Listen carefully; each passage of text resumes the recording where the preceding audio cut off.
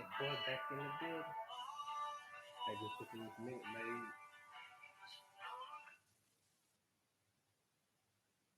Yeah, boy. The treasure champion. Minute made. Dun, dun, dun, dun, dun. Hold up. I'm gonna put this track so I can get my thirst quench so I can give you this cool, awesome content about my man Phil Valentine.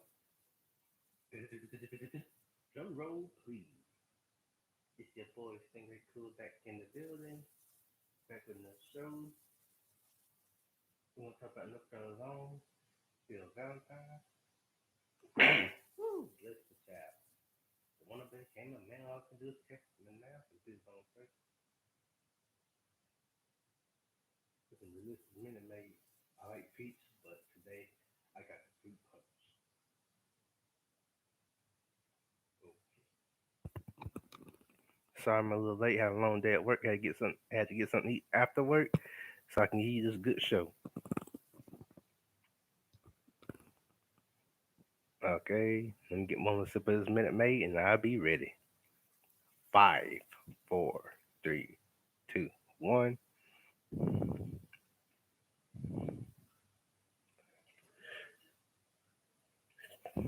Okay. Now it's about Philip Michael Carr Valentine, born September 9th, 1959, died August 21st, 2021. He was an American conservative talk show radio host, author, and actor. He broadcasts daily on WWTN, a cumulus media station in Nashville, Tennessee, and hosted the Phil Valentine Show Syndicate nationality through the Westwood One radio network. He was a vocal opponent of a proposed state income tax in Tennessee and denied climate change. He was born Philip Kerr Valentine on September 9th, 1959, in Rocky Mountain, North Carolina. North Carolina in the house, baby. He died August 21st, 2021, at age 61 in Nashville, Tennessee, Missouri, Tennessee. Cause of death, COVID-19. Education, East Carolina University, Connecticut School of Broadcasting. Shout out to East Carolina University and Connecticut School of Broadcasting. His occupation, talk radio host, political activist, writer, actor, employer, WWTN, relatives, Tim Valentine, father. During the COVID pandemic, Valentine opposed mask mandates and argued against vaccinations against COVID 19. He regretted his COVID 19 vaccine skepticism after becoming ill with COVID 19 in July 2021. He died from complications of COVID 19 on August 21st, 2021. His early life and education. Valentine was born in Rocky Mountain, North Carolina, to Betsy Carr and six-term Democratic U.S. Representative Tim Valentine.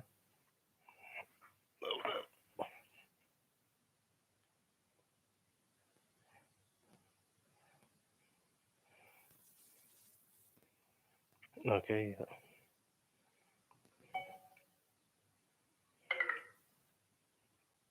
oh snap.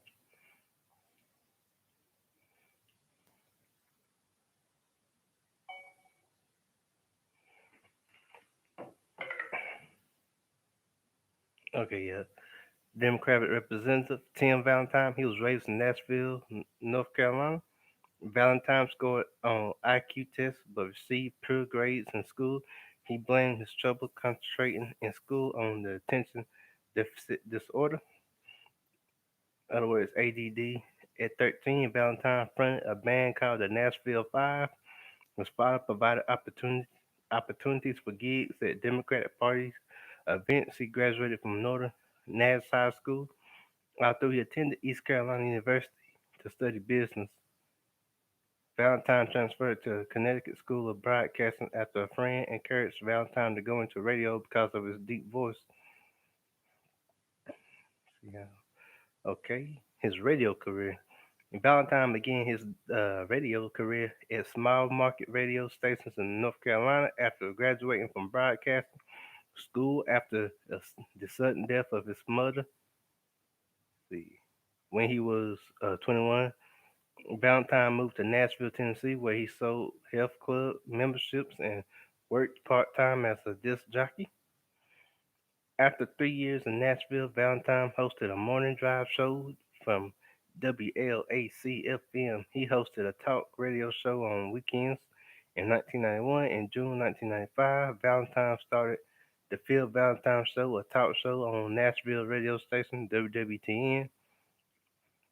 While performing in television commercials, Valentine moved to WWDB in Philadelphia, where he hosted a morning show when WWDB was sold in 1998.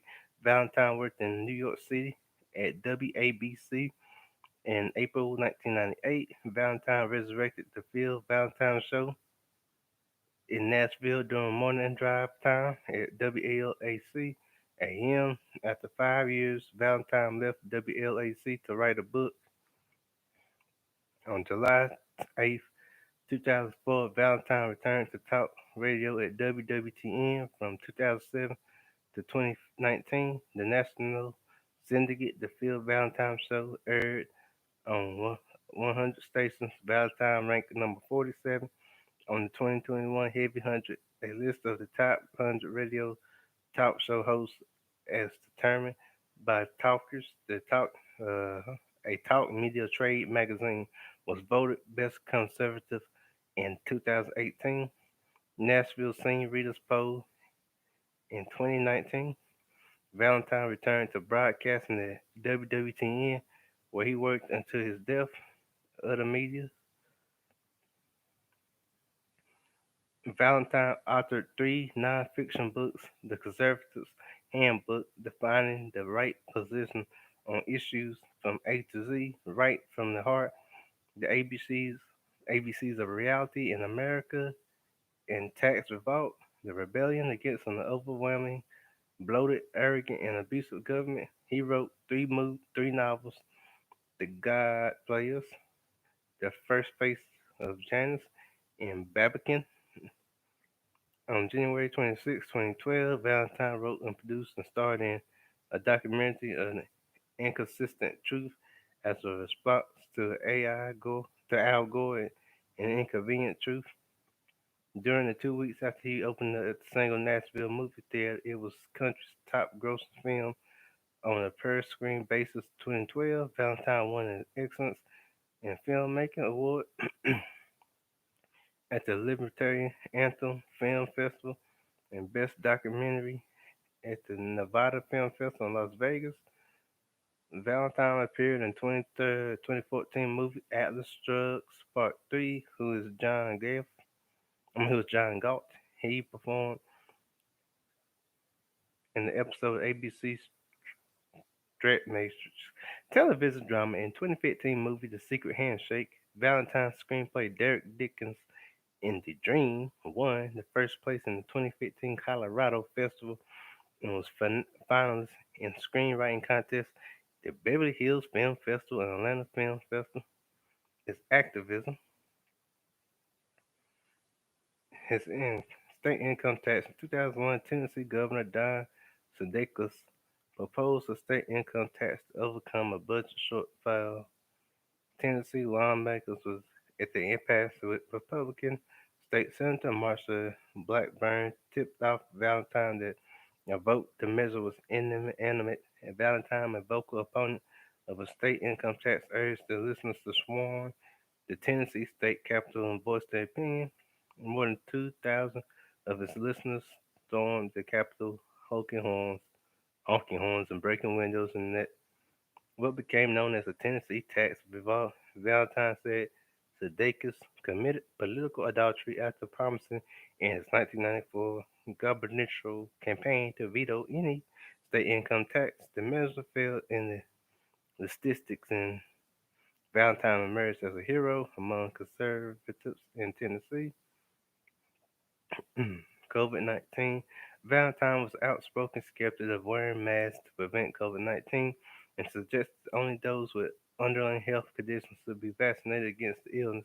He performed a parody song, Vax Man, in the style of the 1966 Beatles song, Taxman, altering the lyrics to mock vaccination efforts. He compared vaccination status badges worn in medical workers to yellow badges, government shoes worn by Nazis. Valentine predicted the chance of dying from COVID-19 was less than 1%. After growing sicker with COVID-19, Valentine expressed regrets that he had not been vaccinated and that his criticism of the COVID-19 vaccine had caused some listeners in his radio program to choose not to be vaccinated. Personal life, illness, and death. Valentine had three sons with his wife, Susan. He co-hosts Pod Goals, a non-political podcast with his oldest son, Campbell. On July 11th, 2021, Valentine announced he had COVID-19. To battle the illness, Valentine took vitamin D and anti-parasite drugs, Evermedicum, despite warnings against the medicine by the U.S. Food and Drug Administration. After contracting COVID-19, Valentine regretted not being vaccinated against the illness and that his criticism of the COVID-19 vaccine had caused some ill listeners of his radio program not to be vaccinated.